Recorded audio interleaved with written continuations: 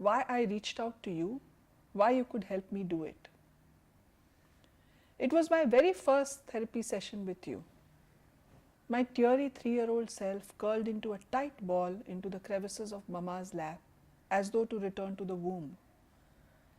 You had brought a large bag of toys, which you emptied on the floor next to me, while I continued to bawl and push into Mama's lap.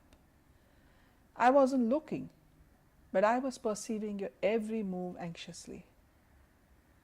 I remember tensing my body in anticipation, wondering what you would do, relying on my experiences from therapies past, endured against my will, until my tantrums forced abrupt ends. Will she force me to look at her with her bony fingers grasping at my chin?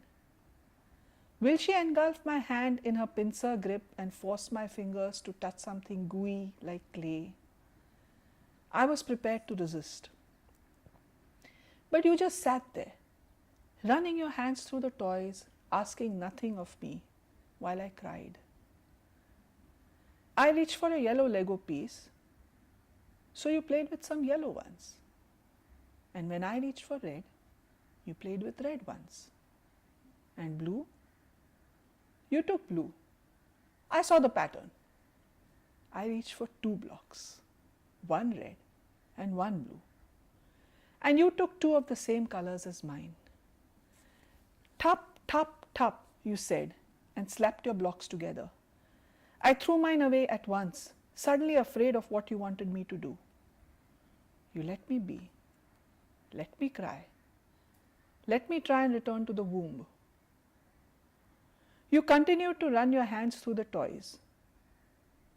And when I next reached for a block, your hand magically appeared under my reaching one, holding out a bunch.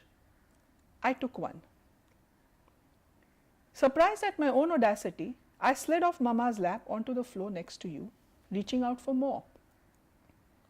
And you sang my favorite song, my Mama's lullaby, in your sweet, kind, melodious voice. My eyes jumped to your shining ones. I was pleasantly surprised for the second time in a matter of minutes. How did you know my song? That is when you smiled, your warm smile at me, and said, "Hi." I jumped back into the crevices of Mama's lap, my 3-year-old self curled into a tight ball as though to return to the womb, and resumed my throaty crying. You let me be. The session ended. I couldn't believe it.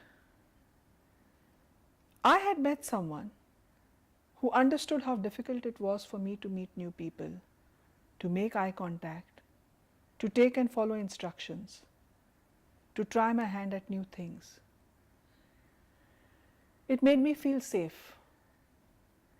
Safe in the knowledge that I will not be forced to do things that made me uncomfortable.